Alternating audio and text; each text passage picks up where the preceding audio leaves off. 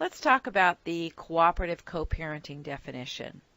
First of all, the courts tell us all the time, you need to learn to co-parent. Go off and work with a co-parenting counselor. I had a mother that came to me after she'd been through the high conflict intervention class, and she said, my ex is writing emails to me saying, you're not co-parenting. The counselor for the child is saying, you guys need to learn to co-parent. And I can't. I'm trying. I'm so frustrated. What do I do?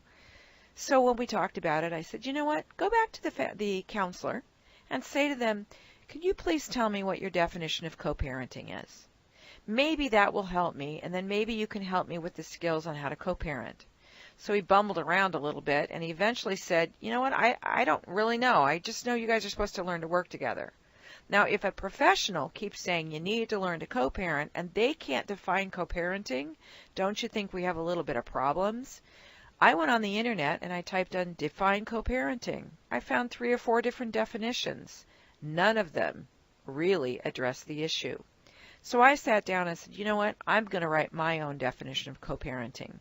And the reason I did that was because I needed to lay out a plan of action for parents to know exactly what they were supposed to do. What did it look like? So they could follow it or say, oop, that doesn't fit me at all.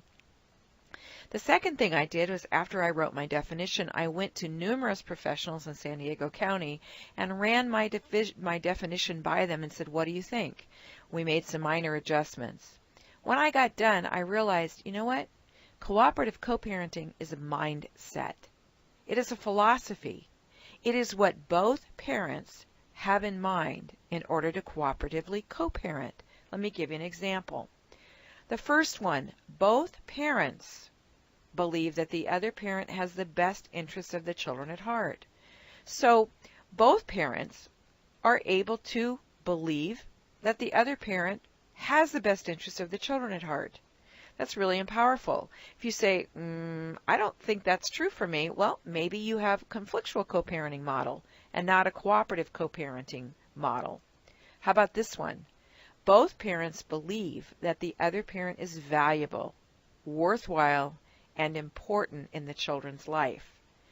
Both parents believe that the children need to have a relationship with both of the parents, and they will actively support that relationship.